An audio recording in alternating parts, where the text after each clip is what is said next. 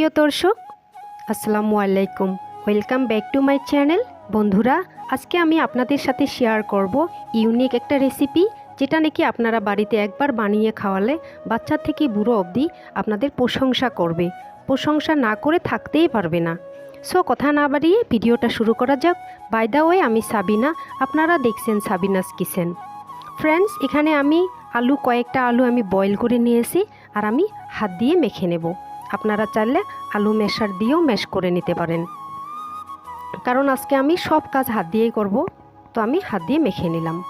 তো এখানে দিয়ে দেব আমি লঙ্কা গুঁড়ো, হলুদ গুঁড়ো, জিরে গুঁড়ো, ধনে গুঁড়ো, আর দিয়ে দেব আমি স্বাদ মতো লবণ। আর এখানে আমি একটা মিডিয়াম সাইজের পেঁয়াজ নিয়ে আসি, পেঁয়াজ আমি কুচি করে কেটে দিলাম।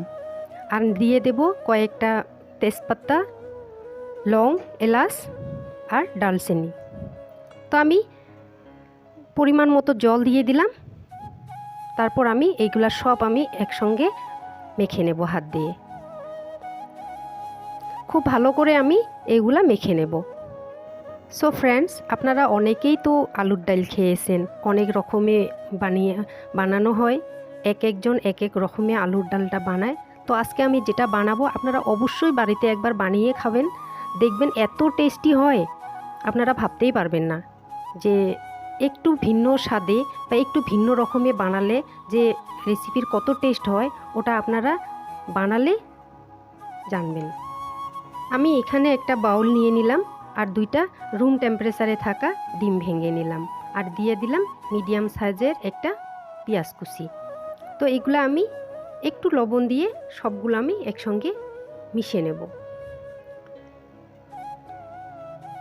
দেখুন, আমি এভাবে খুব ভালো করে মিশিয়ে নিলাম। এখানে আর আমি কিচ্ছু দেব না। তো এটা সাইড করে রেখে দিলাম। এখন আমি এখানে একটা আমি কড়াই নিলাম, আর কড়াতে আমি ডালটা ঢেলে দিলাম। এখনও কিন্তু আমি গ্যাস জ্বালিয়ে দেই নাই। তো এখন আমি গ্যাসটা জ্বালিয়ে দিলাম, আর আমি এভাবে অনবরত লেড়ে থাকবো যাতে তলত লেগে না যায়। সো ফ্রেন্ডস, আপনারা অবশ্যই এই রেসিপিটা বাড়িতে একবার ট্রাই করবেন আর বানিয়ে খাবেন। সত্যি বলছি, আমি খুব টেস্টি হয়। তো এখানে আমি একটা প্যান বসিয়ে নিলাম, আর প্যানে দিয়ে দিলাম সরিষার তেল, আর আগে থেকেই ফেটিয়ে রাখা ডিমগুলো আমি ঢেলে দিলাম। এখন একটু সরিয়ে দেব, তারপর আমি এভাবে নিয়ে নেব। তবে এইভাবে আমি রোল করে নিয়ে কিউব করে কেটে নেব। তো আপনারা ডিমগুলো সুন্দর করে কিউব করে কেটে নেবেন। দেখুন, আমি রোল করলাম, এখন কিউব করে করে কেটে নেব। তো আপনারা এভাবে অবশ্যই কিউব করে কেটে নেবেন।